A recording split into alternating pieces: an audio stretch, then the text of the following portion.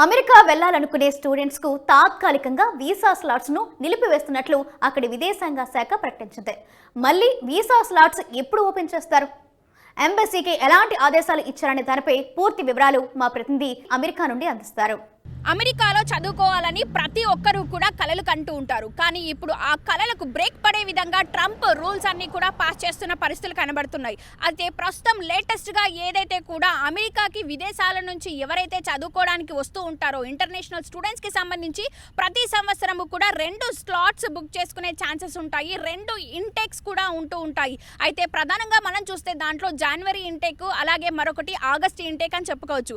ఆగస్ట్లోనే చాలా మంది లక్షలాది మంది విదేశాల నుంచి కూడా అమెరికాలో చదువుకోవడానికి వస్తూ ఉంటారు. ఇదే క్రమంలో ఇప్పుడు ట్రంప్ అడ్మినిస్ట్రేషన్ ఒక షాకింగ్ విషయాన్ని కూడా రూల్ని పాస్ చేయడం జరిగింది. అదేంటి అంటే ఎవరైతే ఇంటర్నేషనల్ స్టూడెంట్స్ అందరూ కూడా అమెరికాకి చదువుకోవడానికి వస్తూ ఉంటారో వాళ్ళందరికీ సంబంధించిన వీసా స్లాట్ బుకింగ్స్ అన్నీ కూడా తాత్కాలికంగా మేము నిలిపివేస్తున్నాము అని చెప్పి ఒక రూల్ని కూడా మార్కో రూబియో విదేశాంగ శాఖ మంత్రి కూడా పాస్ చేయడం జరిగింది. ఈ రూల్ అనేది ఖచ్చితంగా ఈ రోజు నుంచే అమలులోకి వస్తుంది.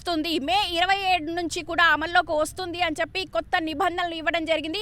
ఇదే విషయాన్ని ఎక్స్లో అలాగే ఏదైతే యుఎస్ ఎంబసీ కూడా తన ఇన్స్టాగ్రామ్ పోస్ట్లలో కూడా చాలా క్లారిటీగా కూడా చెప్పడం జరిగింది. ఎందుకంటే ఇప్పటికే అమెరికాకి సంబంధించి టెర్రరిస్ట్ అటాక్లకు సంబంధించి ఇంటర్నేషనల్ వైడ్గా ఏదైతే చాలా మార్పులు చేర్పులు జరుగుతున్నాయో వాటన్నిటిని దృష్టిలో పెట్టుకొని అమెరికా భద్రతా దృష్ట్యా మేము ఇలాంటి నిర్ణయాలు తీసుకుంటున్నాము.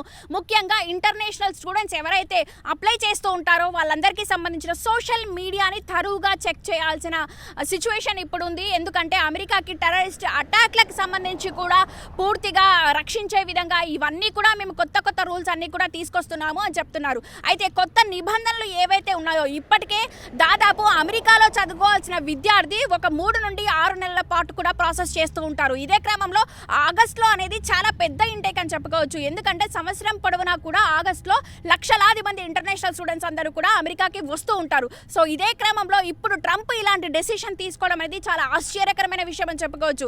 ఎందుకంటే ఒకవైపు అమెరికాలో ఇక్కడ ఉన్న ఫైనాన్షియల్ ఇష్యూస్ కానీ మరొక వైపు విద్యార్థులు తాము అమెరికాకి రావాలి అన్న ఒక కలతోని అన్ని ప్రాసెస్ కూడా చేసేసుకొని I-20s కూడా తీసుకొని కాలేజ్ అడ్మినిస్ట్రేషన్ ప్రాసెస్ అంతా కూడా పూర్తి చేసుకొని తీరా స్లాట్లు బుక్ చేసుకునే టైం అని చెప్పుకోవచ్చు. ఎందుకంటే జూన్, జూలై, ఆగస్ట్, సెప్టెంబర్, ముఖ్యంగా ఆగస్టు, సెప్టెంబర్లో కాలేజ్ అనేవి స్టార్ట్ అవుతూ ఉంటాయి అమెరికాలో. సో దానికంటే బిఫోర్గా 1-2 మంత్స్ ముందుగానే అందరూ కూడా స్లాట్ బుకింగ్ అనేది చేసుకుంటూ ఉంటారు. సో ఈ టైంలో ఇలాంటి డెసిషన్ అనేది 2 విధాలుగా, ఒకవైపు ఫైనాన్షియల్గా అని చెప్పుకోవచ్చు, మరొక వైపు ఇక్కడ ఉన్న కాలేజెస్ కూడా చాలా ఇంటేక్లో చాలా స్టూడెంట్స్ వస్తూ ఉంటారు కాబట్టి ఇది ఓవరాల్గా కూడా అందరికీ నెగిటివిటీని కలిగించే విషయం కాబట్టి ఈ విషయంలో మళ్ళీ ఒక నిర్ణయానికి కనుక రావాలి అని చెప్పి అందరూ కోరుకుంటారు. మరొక వైపు ట్రంప్ అడ్మినిస్ట్రేషన్ మాత్రం చాలా క్లియర్గా చెప్పడం జరిగింది, తాత్కాలికంగా మేము అన్నీ కూడా నిలిపివేస్తున్నాము. మళ్ళీ మా అడ్మినిస్ట్రేషన్ నుంచి ఎలాంటి డెసిషన్ కూడా బయటికి వచ్చే వరకు ఎవరు కూడా స్లాట్స్ అనేవి విడుదల చేయకూడదు. ఖచ్చితంగా